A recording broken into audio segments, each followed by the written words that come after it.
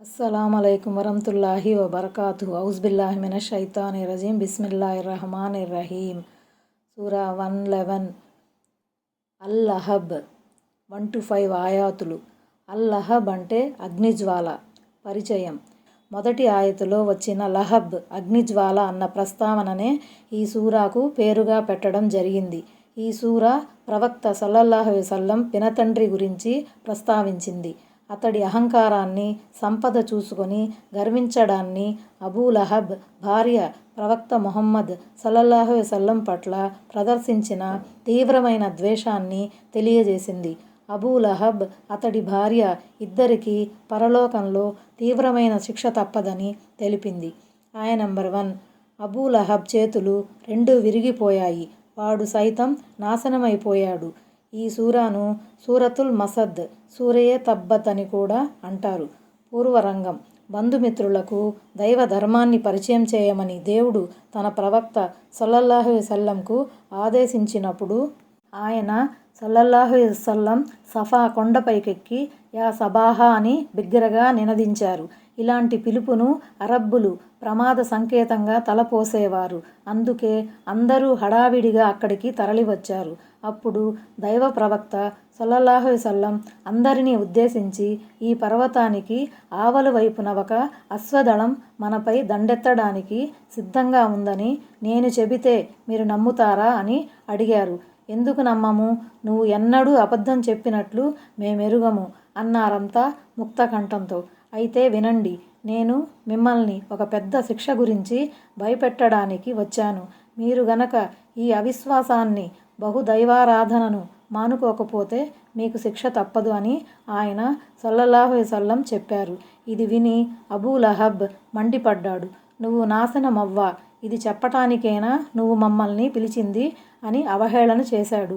దీనిపై అల్లాహ్ ఈ సూరాను అవతరింపజేశాడు. సహీ బుఖారీ. సూరయ లహబ్. అబూలహబ్ అసలు పేరు అబ్దుల్ ఉజ్జా.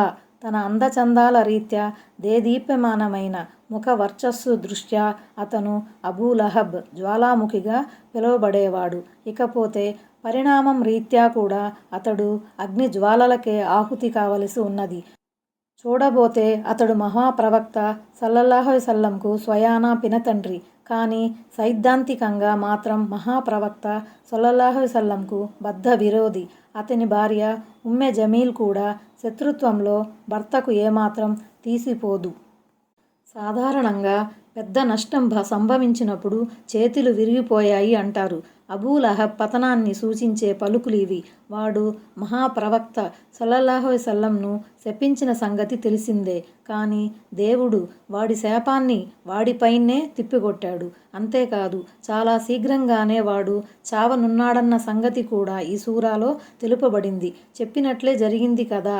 బద్ర్ యుద్ధం జరిగిన కొన్నాళ్లకే వాడు ప్లెగు లాంటి ఒక విచిత్రమైన రోగుతో కుళ్ళి కృశించి చచ్చాడు. అతని కుటుంబ సభ్యులెవరూ అతని దగ్గరకు పోలేదు. 3 రోజుల వరకు శవం అలాగే పడి ఉండింది. కుళ్ళి కంపు కొట్టసాగింది.